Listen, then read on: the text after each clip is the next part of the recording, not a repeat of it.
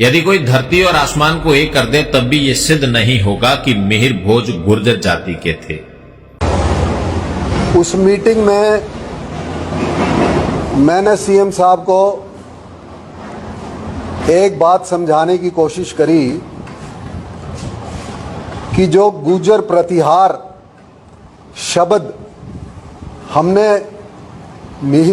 सम्राट मिहिर भोज जी के नाम के आगे लिखा है,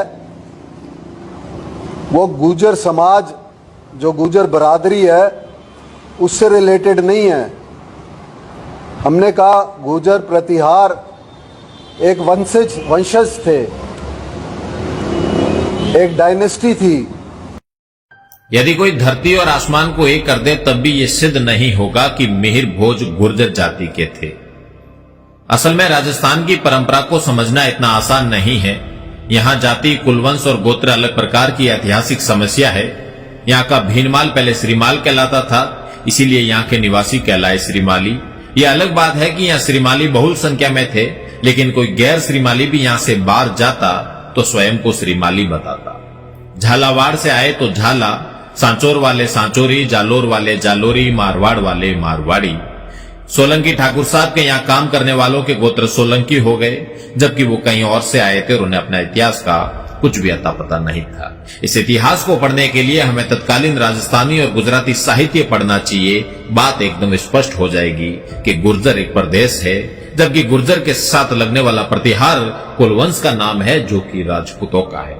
आज हम कहते हैं सिरोही या देवड़ा, वो देवड़ा जो सिरोही में रहते हैं। गुर्जर प्रतिहार वे प्रतिहार जो गुर्जर प्रदेश में रहते हैं। गुर्जर यदि एक जाति है, उसे प्रतिहार शब्द लगाने की आवश्यकता क्यों पड़ी? खैर, इतिहास के इतिहास जाने, लेकिन इतना सच है कि हमारे क्षेत्र पर गुर्जर प्रतिहार वंश का लंबे समय तक शासन रहा और ये सर्वथा सिद्ध है कि गुर्जर एक प्रदेश विशेष का नाम है। मिहिर भोज तथ्य ये है कि मिहिर भोज 9वीं शताब्दी का सबसे प्रतापी शासक था। बाण ने अपनी पुस्तक हर्षचरित्र में और ह्वेनसांग जो चीनी यात्री था उसने अपने लेखों में इसका वर्णन किया है कि गुर्जर क्षेत्र हुआ करता था और वहां के रहने वाले लोगों को गुर्जर कहते।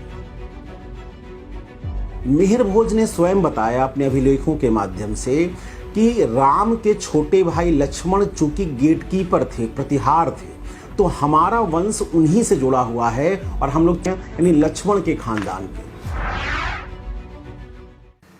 इतिहास में 3 बातें होती हैं, तथ्य, कथ्य और सत्य। तथ्य मतलब फैक्ट्स, कि 1962 के युद्ध में चीन ने भारत को हराया, ये तथ्य है।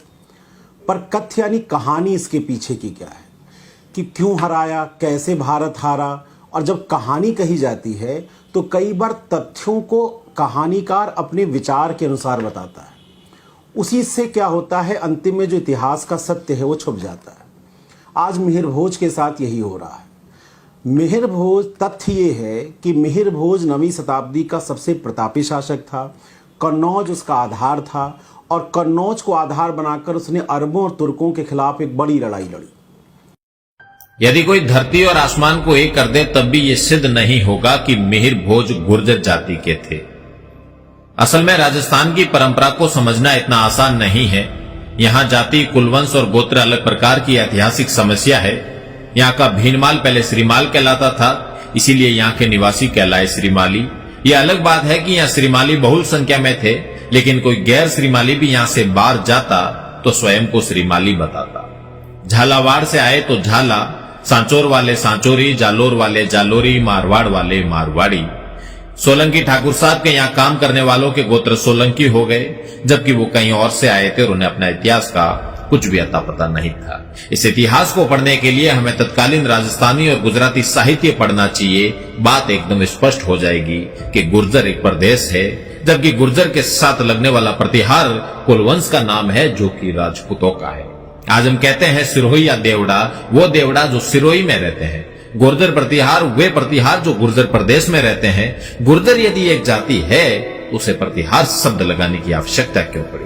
खैर, इतिहास के इतिहास जाने, लेकिन इतना सच है कि हमारे क्षेत्र पर गुर्जर प्रतिहार वंश का लंबे समय तक शासन रहा और ये सर्वथा सिद्ध है कि गुर्जर एक प्रदेश विशेष का नाम है।